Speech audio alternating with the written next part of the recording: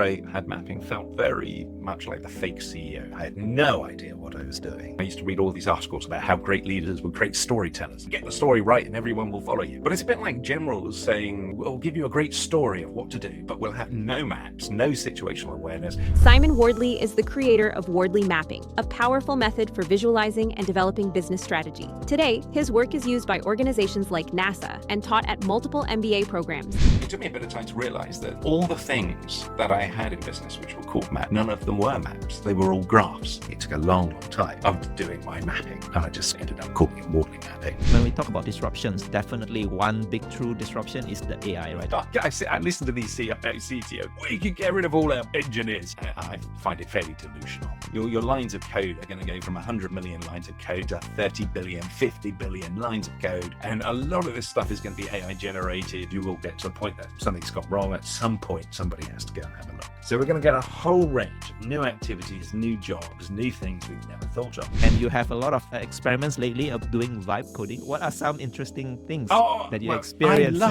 love vibe coding. So my actual website is entirely vibe coded, and I come up against so many horrors. Just remember, they are stochastic parrots and they don't understand. Everything an AI does is an hallucination. It's just that a lot of the time, the hallucination is right.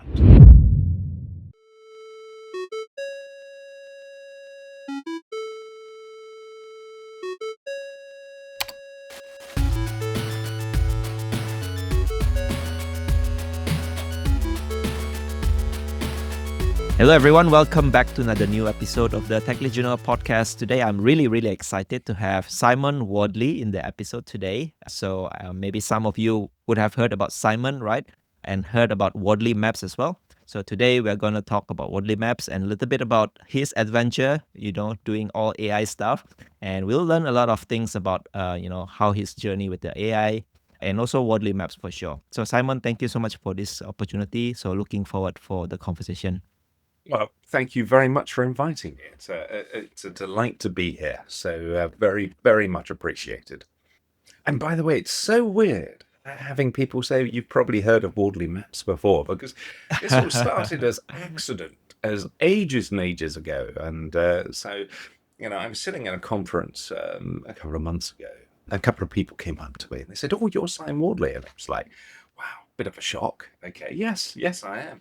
They said, "We use your stuff all over the place." I said, "That's fantastic, great, wonderful." And I asked them, "Which organization are you from?" And they went, "NASA." At which point you just go, wow, okay, this is weird. Right. So I think Wardley Maps have become really popular in the last few years, especially when people started talking and incorporating some of the ideas. But before maybe we go into the gist of Wardley Maps, maybe for people to learn more about you and your story about Wardley Maps, maybe if you can share a little bit, some career turning points that you have that we all can learn from you, I think that would be great. Oh, career defining points. Gosh, what my career is completely accidental. It'd be nice to think I had a sort of career path and a plan or anything to begin with, but that is absolutely not true. I mean, I just wandered around, traveled the world, helped people out, and I ended up running a company in London. It was a small online photo service which was acquired by Canon. And it was a really interesting time because this is back in 2003, 2004, 2005. I mean, we were doing online photos. It was rapidly growing, we were very profitable. But what happened is I started to realize that, I used to come up with these wonderful visions and strategy statements. And they were just made up words I pinched from other companies. I had no idea what I was really doing. And I was the CEO of the company. And so I suppose the career defining moment for me was when I wandered into a bookshop in Charing Cross. And I was talking to the bookseller and explaining this problem, how I'd read every book I could find on strategy. I had no idea what I was doing. She asked me if I'd ever read Sun Tzu's The Art of War, which I hadn't.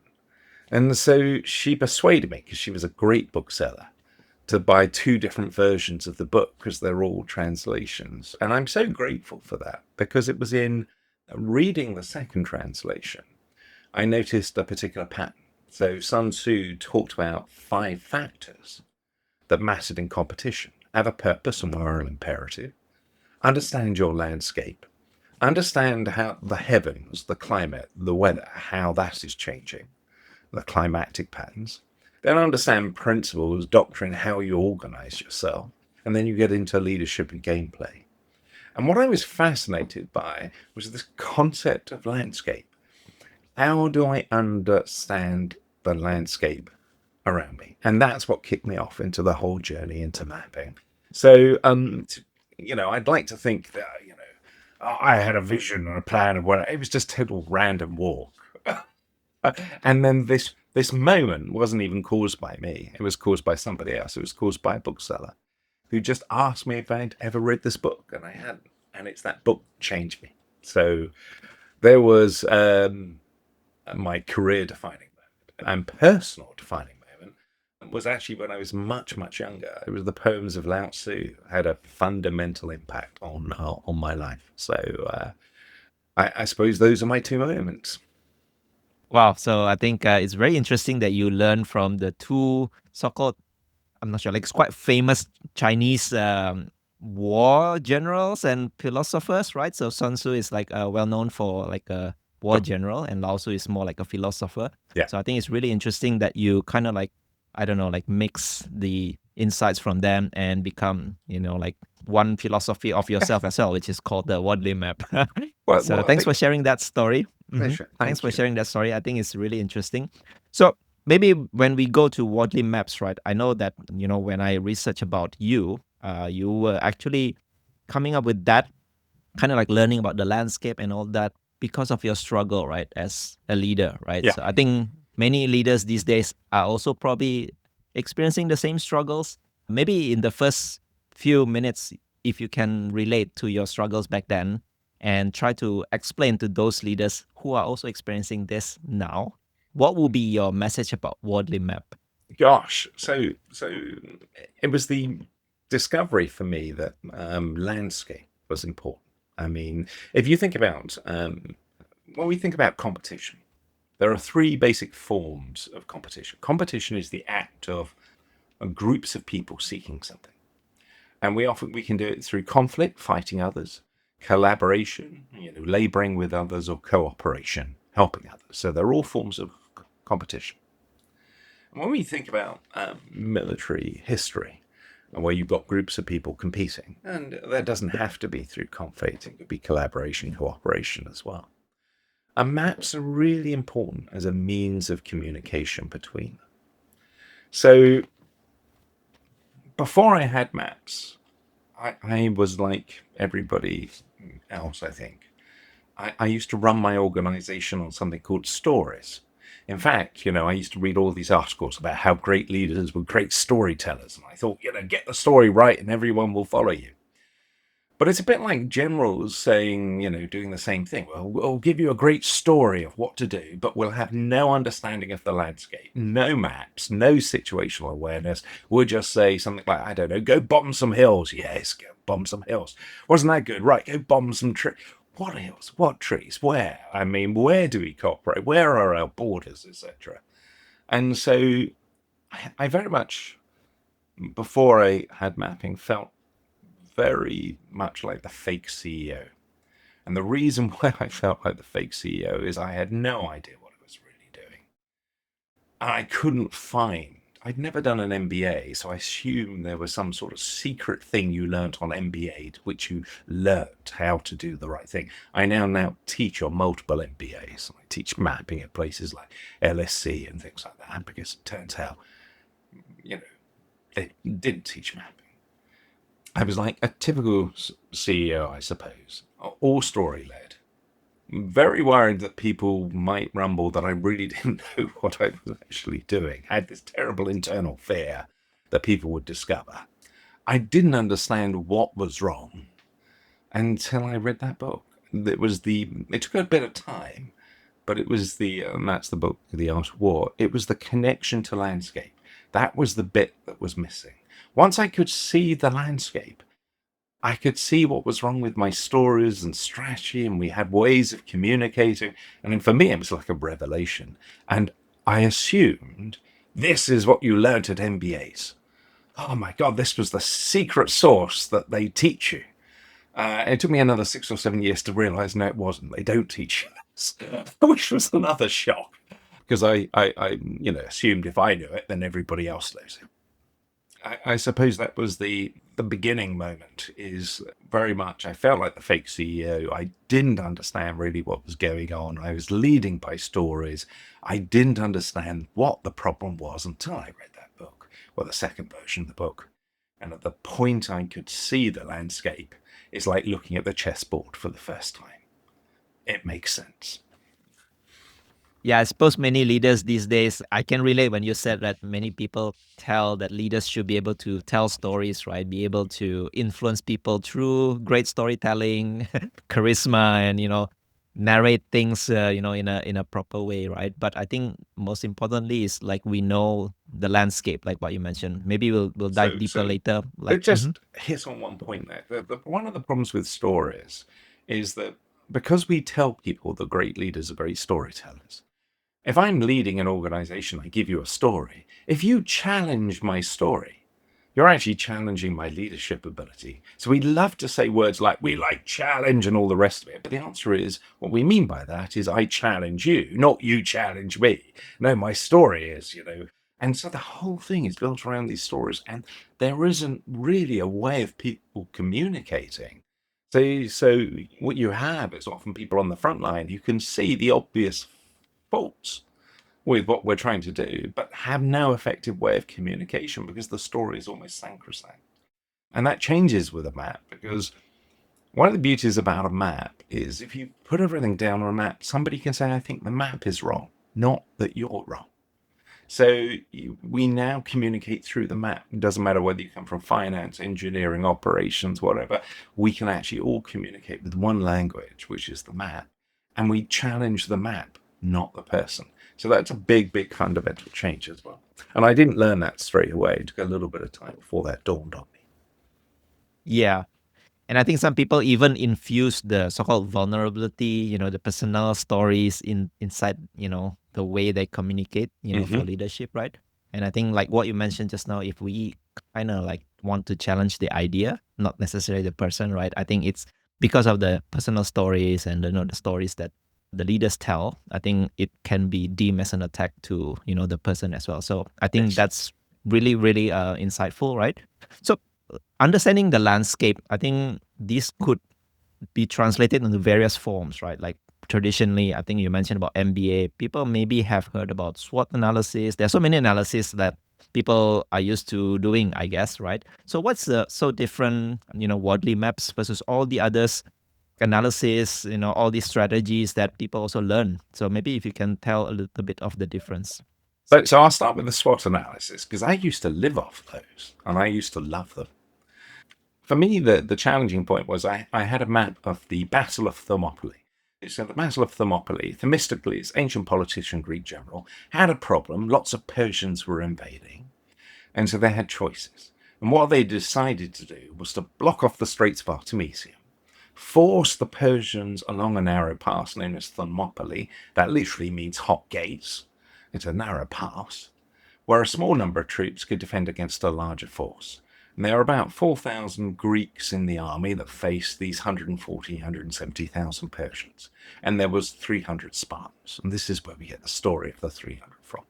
I love this idea of using the map as a way of communicating where resources should be. What are we going to do? What are our choices?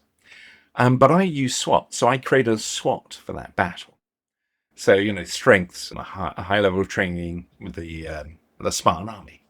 Weaknesses. The E-force might stop the Spartans turning up. A truckload of Persians are turning up. Opportunities, get rid of the Persians, get rid of the Spartans. We're Athenian. We don't actually like the Spartans. Opportunities and threats. The Persians get rid of us. And I made a joke about how the Oracle said a dodgy film would be produced a few thousand years later. I put this SWOT and this map together and asked how would I communicate what we're going to do in battle. And it was obvious I'd use a map. But everything I was using was a SWOT. So I thought, right, okay, I've got to find all the maps in my organization. We've got to start communicating with maps. So I asked people to send me maps, and they sent me loads. My maps, business process maps, systems maps, customer, just loads of maps, and they were great. And I took one of them, and I think it was a mind map. And I was looking at this mind map, or it might have been a systems map. I was looking at it, and I took one component and I moved it. And I asked, how has the map changed? And it hadn't, because the map had components with links. And if you just move it left, right, up or down a little bit, it doesn't make any change. But I looked at a geographical map. If I move UK and I don't know, put it next to Australia, that really has changed that map. So why hasn't my map changed? It took me a bit of time to realize that all the things that I had in business, which were called maps, had one thing in common. None of them were maps. They were all graphs. They were all node and connection diagrams. And the distinction between a graph and a map is, in a map, the space itself has meaning. So you can't just move a piece without changing the fundamental meaning of what you're looking at. And so all the things I had, business process maps, mind maps, customer journey maps, all of them were actually graphs. And we really should call them graphs. And so I couldn't find any maps. And so I thought, this must be the secret sauce they teach you at MBA schools.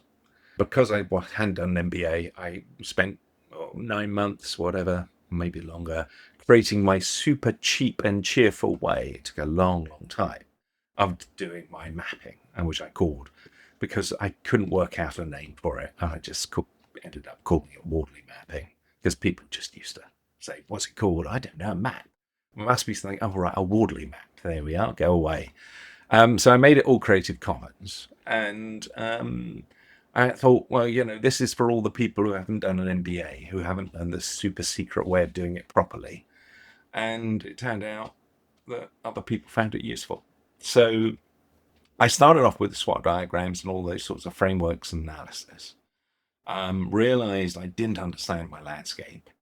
Asked people to send me all the maps they had. Found out that everything we had a map wasn't a map, it was a graph. And eventually ended up having to create a map, which I made Creative Commons and shared it with others in the hope that others would find it useful. And that was it.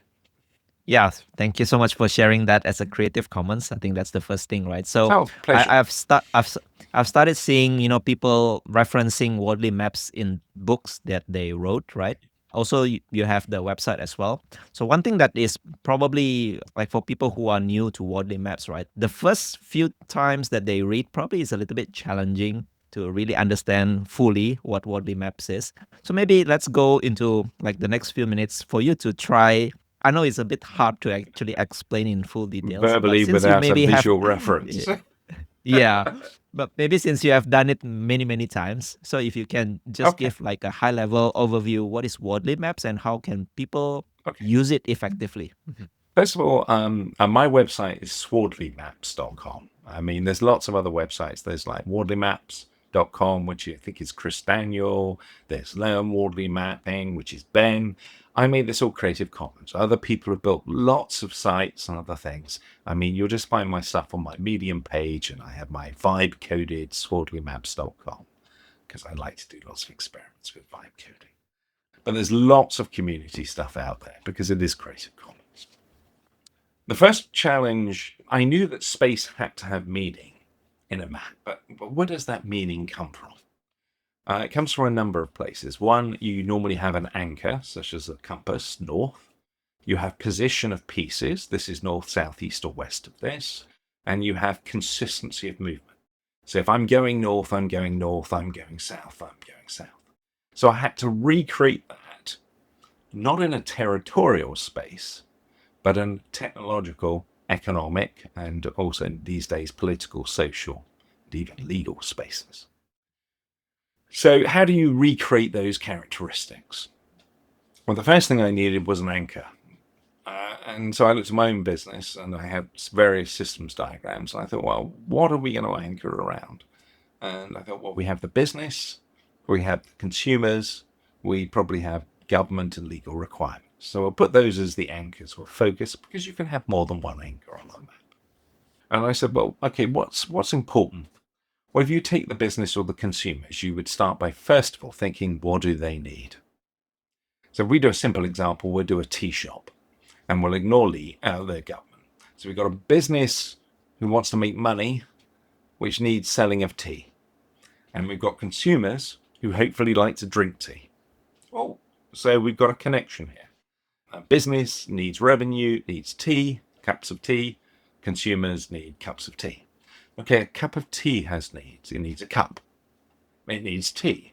It needs hot water. Hot water has needs. It needs cold water. It needs a kettle. Kettle needs power.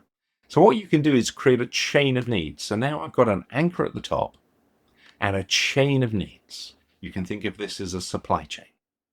Now, within an organization, the boundary, we normally call that a value chain. When we cross multiple organizations, we call it a supply chain. There's no difference, okay? So we start off with an anchor, and we've got the chain of components that make that thing possible, whatever need we're meeting. So that gives me anchor and position, but it doesn't give me movement. Now, movement's really easy in territorial spaces because if you move from A to B, like you go from, I don't know, Athens to Thebes, it's highly unlikely that Thebes is going to move itself during your journey.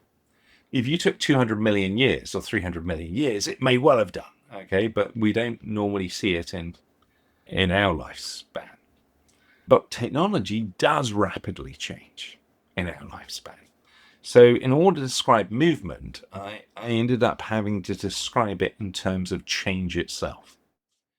And it turns out there's a common pattern by which things evolve. So if we're talking about physical activities, we normally talk about the genesis of new activities, the first time we ever had radio, custom-built examples, crystal radio sets, the products, my radio is better than your radio, whatever.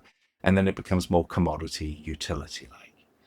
And that occurs not only against activities, but practices, data, ethical values. They all evolve. We just give slightly different labels to those different characteristics. But we'll stick with the simple ones. So we've got Genesis, custom-built product, commodity. So what I can do is I can take my graph, which is my anchor and the chain of needs, and simply ask the question, how evolved are those components? Like hot water, commodity, cold water, commodity, kettle, hopefully a commodity.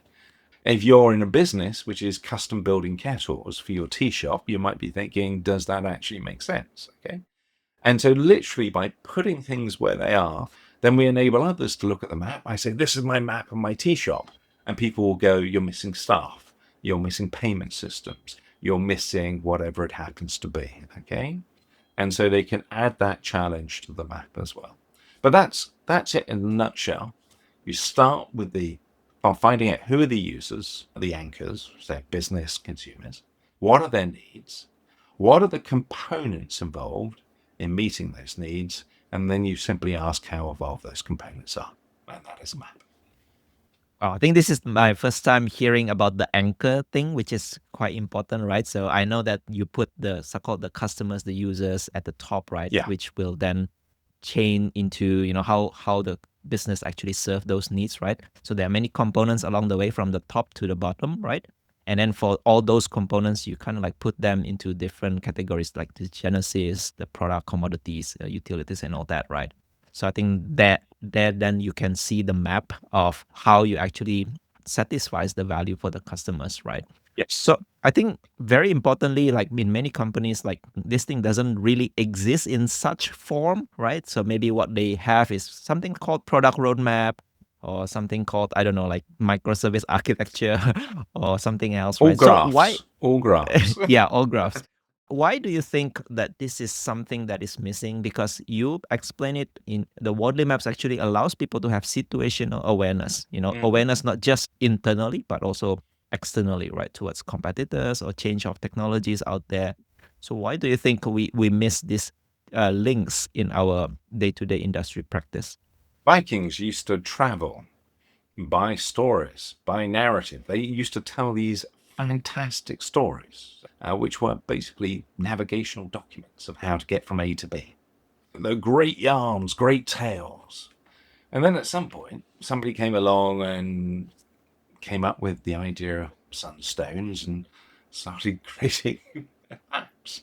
And they turned out to be quite useful. And, maps actually have a much longer history than that.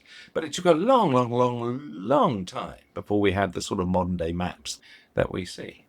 So why haven't we done maps before? Why have we just used graphs and stories?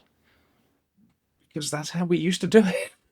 That's all I can say. Right. And that's how I used to do it. And I, I thought, this mapping was what you learned at various business schools. I created a way of mapping, and others found it quite useful. So, yeah, I mean, it has to start somewhere, I suppose. And a bunch of accidents ended up with me doing something. I'm sure somebody else. Elliot Siverwich, one of my favorite quotes from Elliot Siverwich is, whenever you discover who was first, the more you look, you find someone else who was more first. And the harder you look, you find that the first person was actually third. So I love Elliot Siverwich's quote.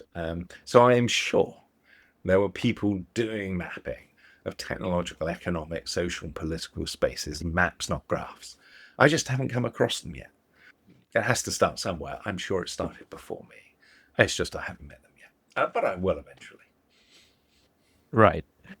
So I think another aspect of your Wardley mapping, apart from these maps, so-called, right? So there are other three things like the very, very important as part of the maps, right? Which is what you call the climatic pattern, Sure. the doctrines, the principles, and also the gameplay. So how do you explain these three important things, Okay. and why do you think they are very important? Yeah. So what happens is once you start mapping out a landscape, you start learning that things move on that landscape. Technological, economic, social, political spaces, they move quite rapidly because of competition. So the first lesson you learn, the pattern you learn, is everything evolves. If there is supply and demand competition, things are moving.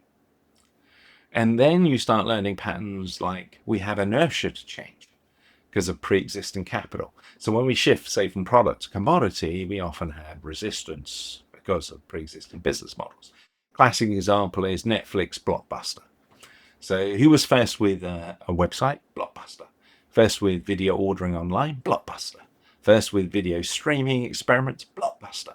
First to go bankrupt? Blockbuster. So Blockbuster out-innovated everybody.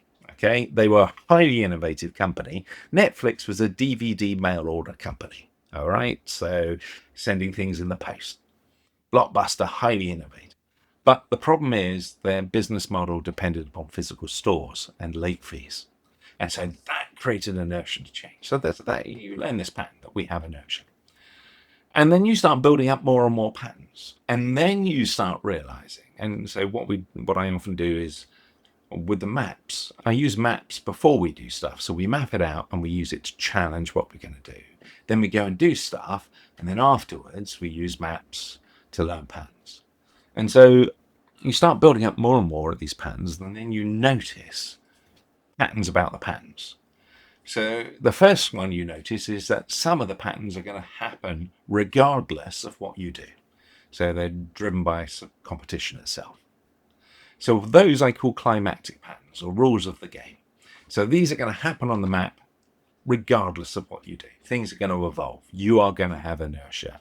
As they evolve, they will create new practices. Fine. And then you have a whole bunch of patterns you've got choice over. Okay, the first set of them are ones which I call doctrine, principles, which are universally useful, as far as I can tell. So these are things like focusing on the user needs. That's a good principle. You need to do it for mapping. It turns out it's useful everywhere. Focusing on the users. You need to do that before you've done the user needs. Understanding the supply chain. Turns out that's a good thing to do as well. Understanding how evolved the components are. How we treat a custom-built kettle and a kettle are two different things. So you end up with a whole bunch of patterns there. Now, there's about 30 of the climatic patterns, and there's about 40 of the doctrine principle. And then you get onto a big set of patterns, which are all context specific. So they change the map, okay, if you use them in the right context. And these we call gameplay, or I call gameplay. And there's about well over 100 of these. So things like open source, fantastic for accelerating the industrialization of something. Fear, uncertainty, and doubt, great for exploiting other people's inertia. And so once you have a map, you apply the climatic patterns to see how things are changing. You put your gameplay into it, so you choose those patterns as well, and then you organize and structure yourself around it. So you learn that of the patterns, there are three basic types: climatic, principles, and doctrine, and gameplay. And climatic will happen regardless of what you do. The doctrine principles are universally useful. You don't have to do them. You don't have to focus on user needs. You don't have to understand the supply chain, but it's quite a good idea to do so. And then the last lot are contextual gameplay. So they are powerful when applied in the right places, like open source. Great if applied in the right places, not so good if applied in the wrong places. Right. I think I find these so-called categories are really, really important, right? Especially if the first thing is something that you cannot control, right? So if you don't know what those are, chances are you'll be like Blockbuster, right? Or maybe like Nokia. We know all those stories where they stay true to what they were good at, but something changes outside externally, maybe new technology, maybe new disruptions and all that. Yeah. And because they were late in the game, right? The climatic pattern actually kind of like make them go bust. So disruption's really interesting because one of the things you learn from mapping is there are at least two different forms of disruption. So Christensen, who came up with disruptive innovation, used to get into this whole argument with Lepore. Lepore would say that disruption theory is not predictive and gave all these examples of why it was not predictive. And Christensen would say it was predictive, and here's my examples.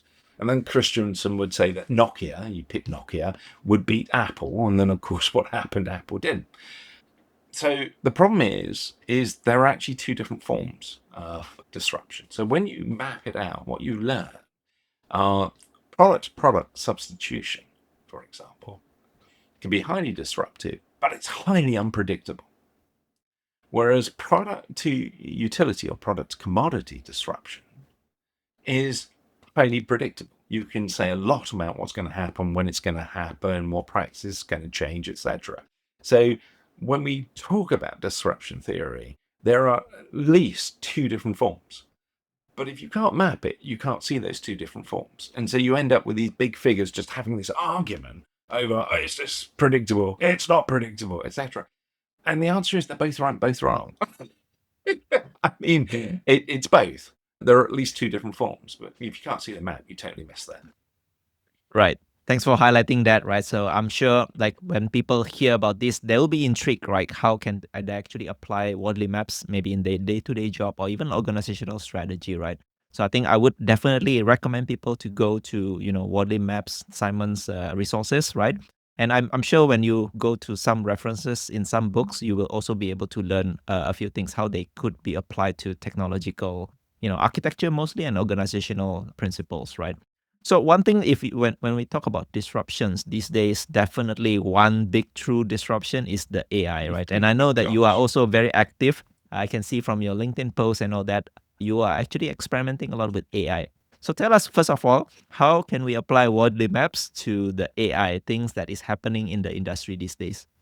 Oh my gosh, that's such a big question. I mean, there's the trivial stuff. And the trivial stuff is that large language models that represent industrialization of machine cognition, that creates a whole new set of practices which all appear. So you get things like vibe coding, prompt engineering is going to allow for new activities. So what you can take all the basic economic patterns, the climatic patterns, and go, AI is a big field, but within it, many different components. Some of those are industrializing. As a result, you get co-evolution of practice. You're going to have inertia. You'll get impacts like Jevons paradox. If we look back at cloud in 2007, 2008, loads of CIOs running around saying, oh, we can get rid of our sysadmins because of cloud. There's us going, well, if you map it out, what's happening is, yes, compute's industrializing, but we're going to see a new set of practices. Don't know what it's going to be called yet. Your IT estates are going to expand massively because you're going to be able to do new activities which actually will industrialize. You're not going to save any money because you're in competition with others. And so all those people you want to fire, you really need just to retrain. Otherwise, you're going to have to hire them back as really expensive something else.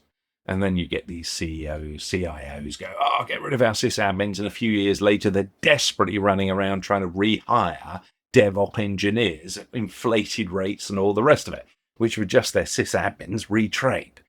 Well, you're getting the same rubbish. I listen to these CTOs. We could get rid of all our engineers. You have just no hope.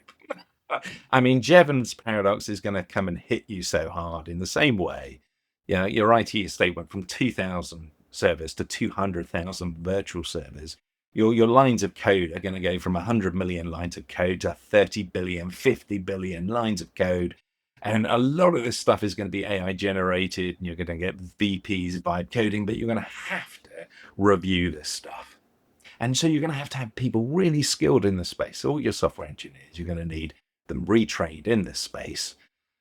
I find it fairly delusional. But it's normal. We had the same nonsense in cloud and the same nonsense. But you can go back to 1968, Donald Michaels, Cybernation, the Silent Conquest, how computing was going to make everybody unemployed, all the way to 1896, new catechisms of electricity, Nehemiah Hawking. Sorry, I'm just getting off the top of my head. Electricity would make everybody unemployed. I mean, it's desperate stuff. It's great for vendors, as in, VCs and AI vendors, for people to believe this, but it's not. I mean, people are going to make a lot of mistakes. So one of the biggest questions that you have to answer today is, where is human decision-making valuable in our landscape? Okay? Because some aspects you are going to vibe code. And by vibe code, what we mean by that is what we talked about back in 2018, which is conversational programming. So you're going to have a conversation with the system and it's going to build you something, okay? And you're never going to look at the code. That's what we mean. There's lots of discussions about this 7 years ago. Wonderful examples built by Alexander Simvich, Demonstrator, AWS reInvent. The latest term is vibe coding. Whatever. We love changing words. So you're going to have that. You're also going to have software engineering plus AI. So this is where we get the AIs to build stuff and people review. And then you're going to have a whole bunch of stuff which you're going to outsource to other parties. So how do you decide where that's going to be? Well, one of the beauties about having a map, it's a bit like practices and methodologies. Once we have a map of the space, it becomes much easier to see where I should use things like Six Sigma, where I should use Lean, where I should use Agile Extreme Programming. It becomes much easier to look at the map and say, this is the area I should outsource. It's all commodity, it's industrialized utility. Stuff in the middle, I'm probably going to use software engineering plus AI. Stuff on the left-hand side, I'm going to use vibe coding. So, of course, if you don't map your landscape, much, much more difficult to actually have those conversations. You're going to see lots of errors and mistakes, and people do things like get rid of their software engineering departments and then hiring them back later as, AI engineers or some other word. It'd be, that sort of mess. So there are some basic patterns. You have no choice. It's not a question of if, it's a question of when. You're going to get a change of practices. You're going to have inertia, explosion of new activities, Jevons paradox, and there's a whole list you can just go through.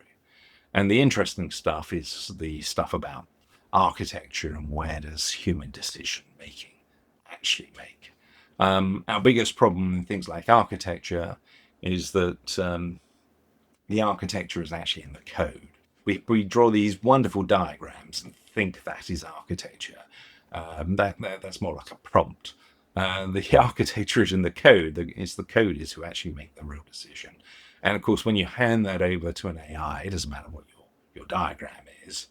The real decision's going to be made by the AI. And we might be okay with that in certain prototypes and things. In other areas, it's going to take us quite a bit of time before we trust that stuff. And that's where you're more software engineering and AI. Does that answer your question?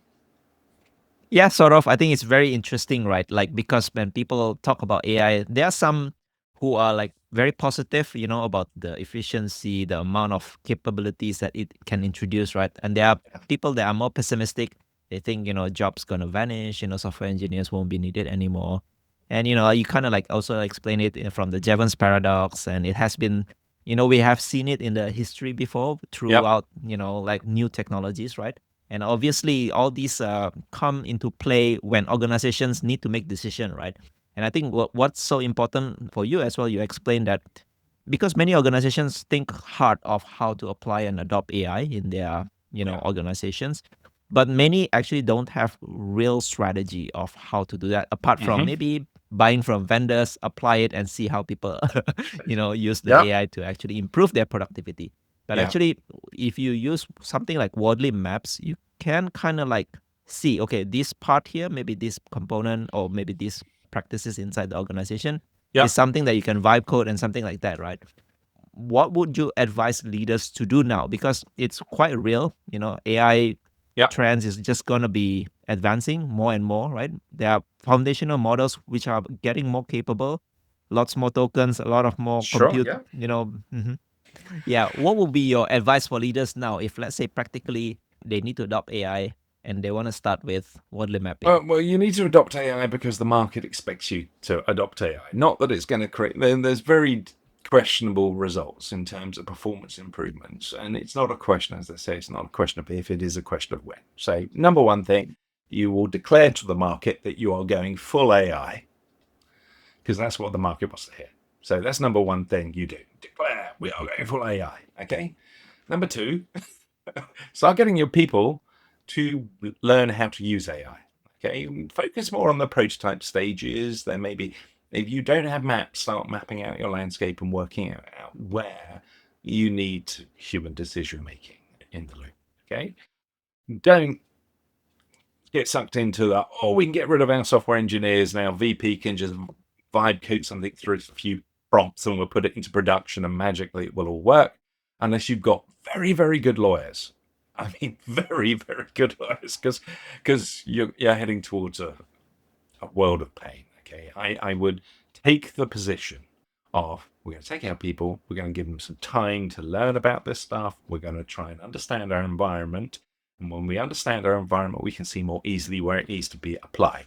Of course, we're going to tell the market, yeah, we're 100% AI, and oh yeah, it's going to be totally AI, and everything, and AI is going to do everything, and blah, blah. Yeah, just give them that. But internally, start to understand your landscape, see where it can be applied, get your people so they're using the tools and getting familiar with the environment. That's what I would be immediately doing. Okay. There's another side to this as well, which is the engineering question.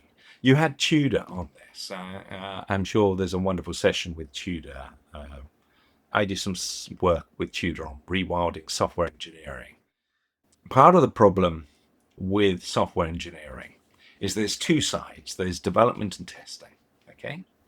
Testing is an engineering subject. Development is a craft.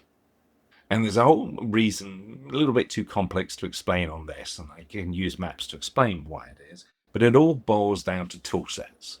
So I love making soups. So I love cooking.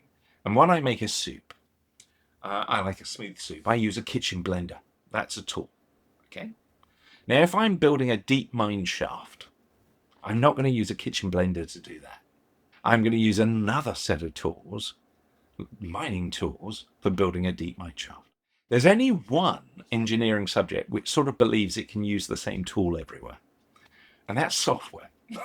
So it doesn't matter whether, I'm building an electronic healthcare record system or online gambling site, I can use the same tools.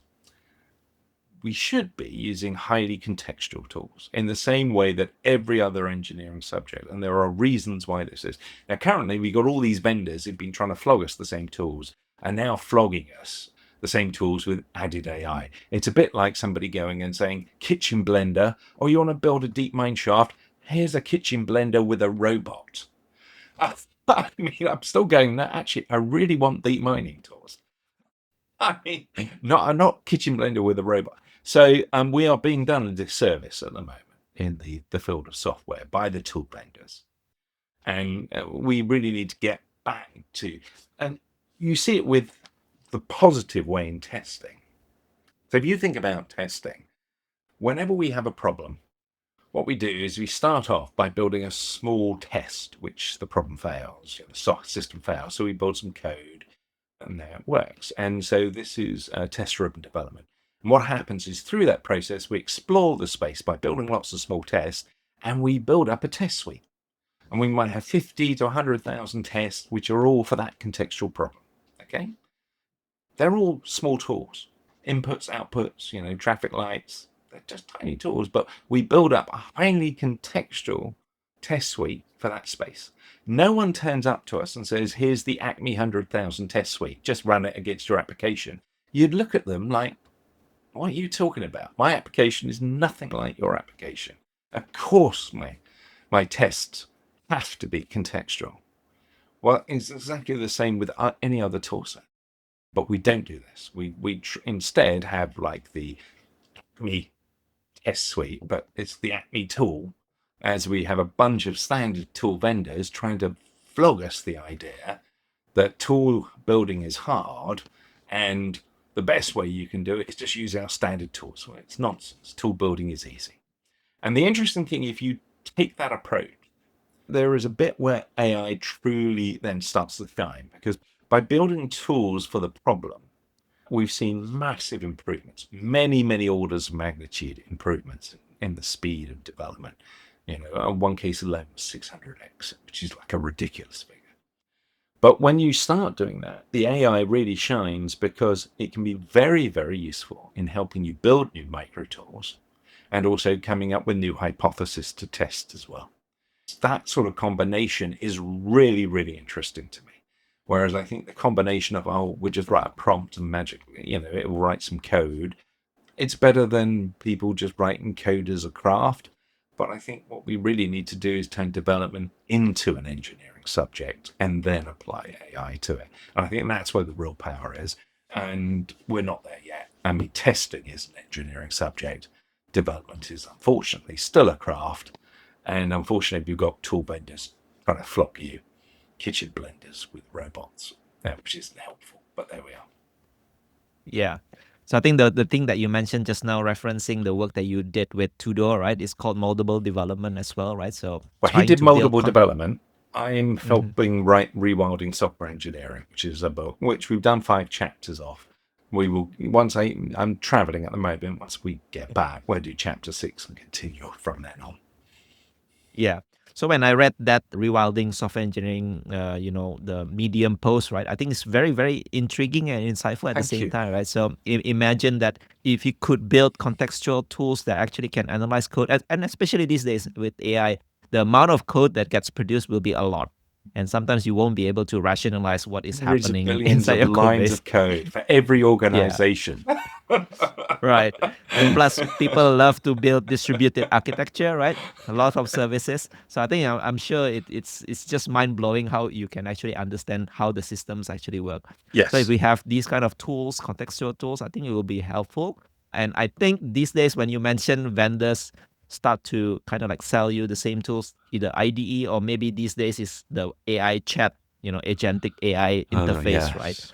And you have a lot of experiments lately of doing vibe coding. So maybe share like what are some interesting things that you experience. I love vibe coding. So my actual website, because I said there's community has built all sorts of. My one is swardleymaps.com. Okay, so that's where, and it's entirely vibe coded.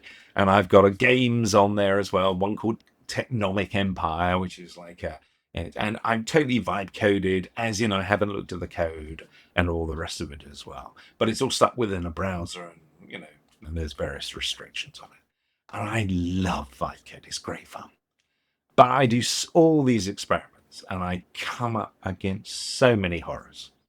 I did one where I was building a particular system, and I actually thought, this was ages ago, I would get the AI to build me a testing engine within the system, which it did. And so I then said, right, so every new functionality, build a test and add it. And it was doing this. And it was great. So it was building me functionality, building more tests. I could run the testing engine. It would say everything passed. Every now and then things would fail. Copy the logs, put them in, and the AI would fix them. It was marvelous. And I was like motoring. And then after a bit of time, I started to think something was wrong. And I resisted, but eventually I went and looked at the code. Now, what the AI had done is it hadn't built me a testing engine. It built me a simulation of a testing engine. So every test was actually, every time you wrote a test for a function, what that test was if this function failed, what's a likely error message for it? What's the probability of that occurring? So there was zero testing. Zero. It was entirely simulation. And so there I was running this thing, it would come up with these logs, and I would copy them, put them in there, thinking it was doing something. Or in order to fix the problem, it just had to update the version number, because then it recalculated all the probabilities.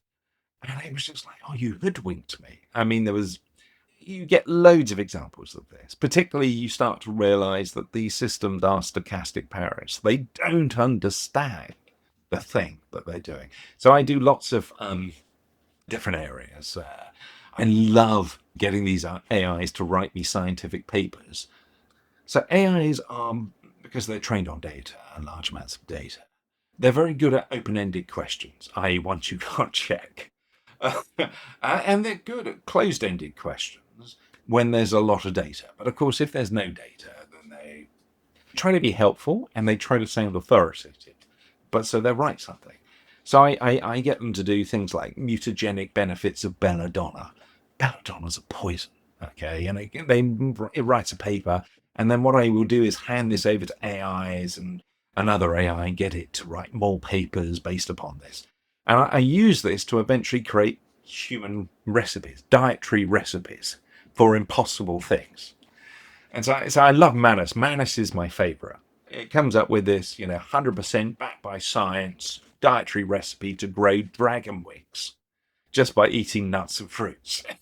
It's just total, it's 167 pages, it's 15 papers or whatever. It's just total garbage. And the reason why I like Manus is when you point the glaring holes at it, it eventually admits that, it's just making things up. It doesn't know, it doesn't... And that its prompt is supposed to be sound authoritative. So I love them. I love them as tools. They're great fun to use. You have to be very, very, very careful with them.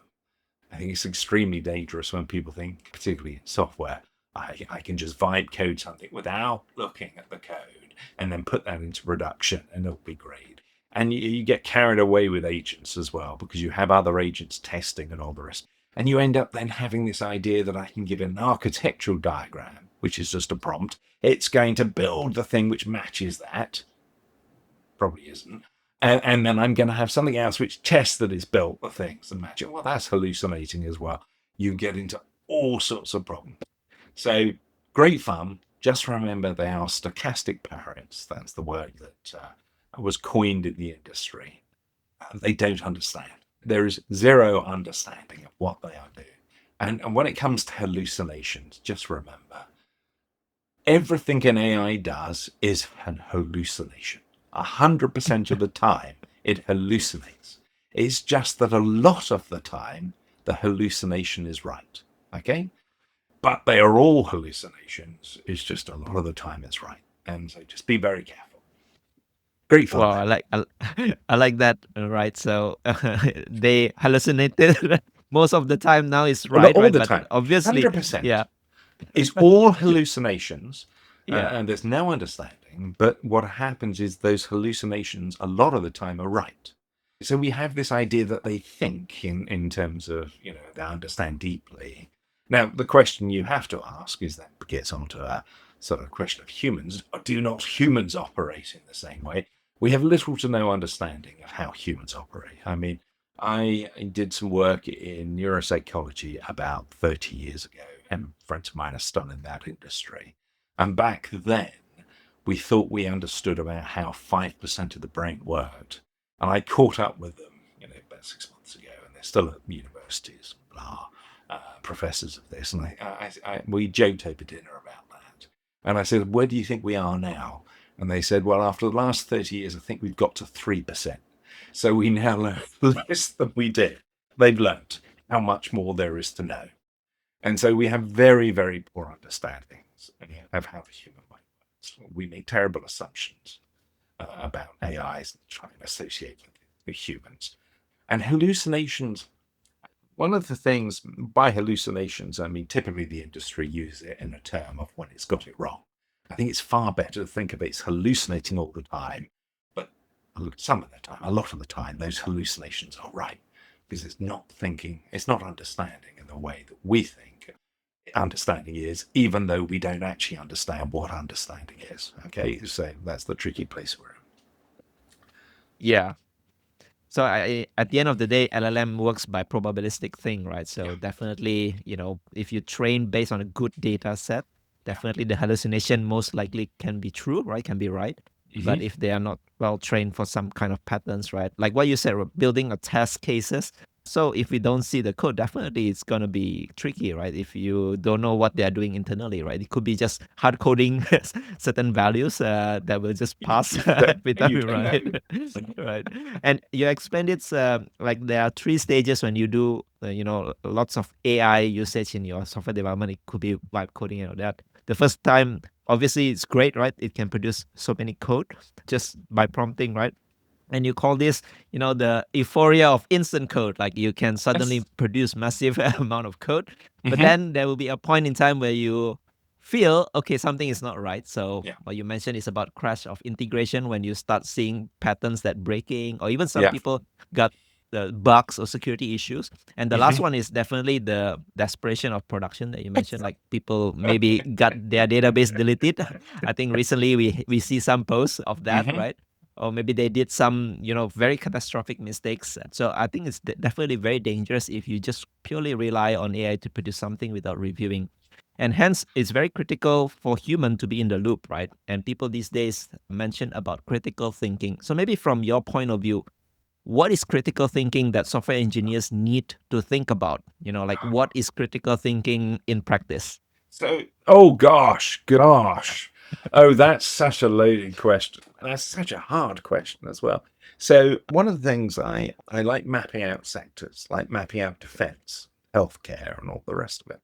And so one of the areas I mapped out back in 2022 was healthcare. So I took all these healthcare professionals and we mapped out healthcare from multiple perspectives. Education from multiple perspectives.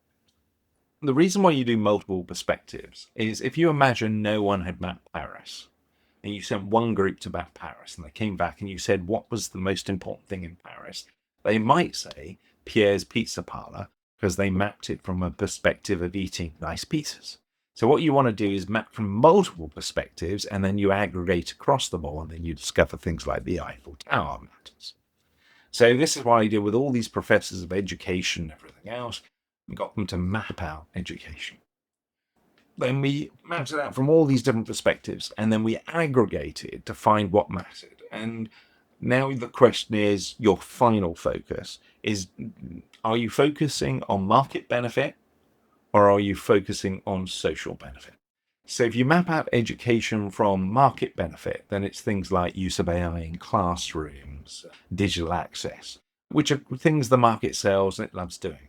But if you map it out from a perspective of social benefit, where you should be investing is like lifelong learning and critical thinking. Now, critical thinking isn't even a course in most educational establishment because most education, despite the best efforts of teachers, most education systems seem to be set up to produce useful economic units, to produce people for the workplace. So critical thinking may not be high up. Having AI skills may be high up, but being critical thinking may not be high up on that list. We don't teach it in schools, despite the best effort of teachers to sneak it in there. It's not a specific course. We're pretty poor, certainly in the West. There's some really interesting stuff about critical thinking and also use of AI coming out of China, which is just like amazing. Lots of interesting stuff in that space. So is it important to think about what we're doing, to review what we're doing, to ask questions of what we're doing? Yes. Do I think this needs to be a specific subject that is taught? I think absolutely. I mean, we are increasingly living in a world of misinformation where we're increasingly potentially relying on systems that we don't understand to do things for us as well, without that process of, I mean, there was a case example about or 2 weeks ago that somebody, I talk about my diets to grow dragon wings because I get these. Somebody on ChatGPT had asked questions about, with healthcare. I think it was ChatGPT, and it come up with a diet for them to exclude sodium, and they ended up with a whole bunch of conditions because they'd replace it with sodium chloride. They replaced it with something else. Because they've ended up with quite severe conditions. Why? Because they believe the stuff is supposed to sound as though it comes with authority, understanding. But there is none, and they can be quite dangerous, which is why we have guardrails most of the time. Not that it fixes the underlying system, they just hide it better by saying, I can't give you an answer on this because that could be dangerous. Doesn't mean the thing underneath it is still not the mess that it is. So, yes, critical thinking is important. And there's a whole bunch of issues, actually, around values being embedded in these large language models. I mean, the problem is with the AI space, we're getting the tools changing, the language changing. So we're moving away from much more declarative to much more conversational languages, so prompts. The medium is changing, so moving away from text to sort of much more seeding with images, with diagrams, etc. The problem is when the language medium and tools are how you reason about a world. So if you imagine an equivalent example would be the tool would be the printed press, language would be the written word, medium would be paper. If that was controlled by one group of people, they'd have immense power over your lives. And unfortunately, this is what we're starting to see. And the way to challenge against that is through critical thinking, having people able to challenge, and by having openness. And by openness, I mean open all the way down, not just open models, all the way down to the training data. Everything has to be open. Again, interesting work in China and France in that space. Cool, not so much in the West. But those are the two ways of defend openness and critical thinking against the formation of new theocracies and new power structures. So yes, it's important. What's the best way of teaching critical thinking? You'll have to ask an educational specialist. Right. Yeah, I find especially people if they start to rely a lot on AI, right? Definitely it's kind of like narrow down their possibilities of thinking, right? Because AI will just give you authoritative answers. So if you never enrich yourself with more knowledge, it could be literature or it could be books, it could be teachers, it could be mentors and all that, right? So definitely you can be kind of like biased to think that whatever AI gives you is actually the right answer, right? So, and hence your critical thinking probably is gone by then. So there've been some interesting papers in that, which is talks about the decline in people's capabilities through exposure to AIs. But I'm just finding it now. The Machine Stops by E.M. Forster. It's a wonderful book from 1909. I would totally recommend everybody, because it's available freely online as well, to go get a copy. It's not very long, of E.M. Forster's The Machine Stops, and just read it all the way through, because I think it's incredibly relevant for today. Right. So for people who are feeling scared, right, because definitely they feel some existential crisis that could happen for personal, right? Do you think people should do something differently, especially for, people who have been in the industry for long and they think, all those software engineers practice and knowledge that they had in the past might not be relevant anymore? Do you think that we can apply something like personal Wardley map as well on how we can actually start People seeing the do. landscape? People do, and have done for some time. I mean, so large language models and these AI systems, again, as we said, it's not a question of if, it's when. So they're going to spread. We're going to learn new practices. We're going to learn better ways of using agentic systems. but it's also going to create new opportunities, new jobs. So, first of all, the amount of you're going to have this job of trying to review or keep control of the code base, because the code bases are going to explode from, I don't know what it is for a company these days, 30 million lines of code. They're going to be hundreds of billions of lines of code. And the problem is with the AI systems, you will get to the point that something's gone wrong. At some point, somebody has to go and have a look. And so we're going to need lots of skills in those areas. There's going to be new jobs, completely new jobs. I did a talk about this back in 2014. So we're going to have things like machine psychologists. So some of these systems are going to create just their own strange behavior. And we're going to have to learn how to cope with these networks of machines thing. And then we're going to create entirely new roles that we've never thought of. So if you go back to Cybernation, the Silent Conquest, 1986, you'd go up to computing is going to get rid of everybody's job. Or 1896, new catechisms about electricity. Electricity is going to get rid of everybody's job. Well, in the electricity case, you could have said, well, don't worry, you can be a radio personality. To which people would go, what's radio? Well, it hasn't been invented yet, but as electricity develops, we'll have radio, and we cannot see the jobs coming. Or Cybernation, you're going up to somebody say, oh, you'll lose your actuarial jobs which disappeared, or the counting jobs, or whatever it happened to be. You could say you could be a social media consultant, and people go, what's social media? Well, that hasn't appeared yet. So we're going to get a whole range of new activities, new jobs, new things we've never thought of, things like machine psychologists and onwards. We're going to find an explosion of activities anyway, an explosion of code, and we've got to review and understand that as well.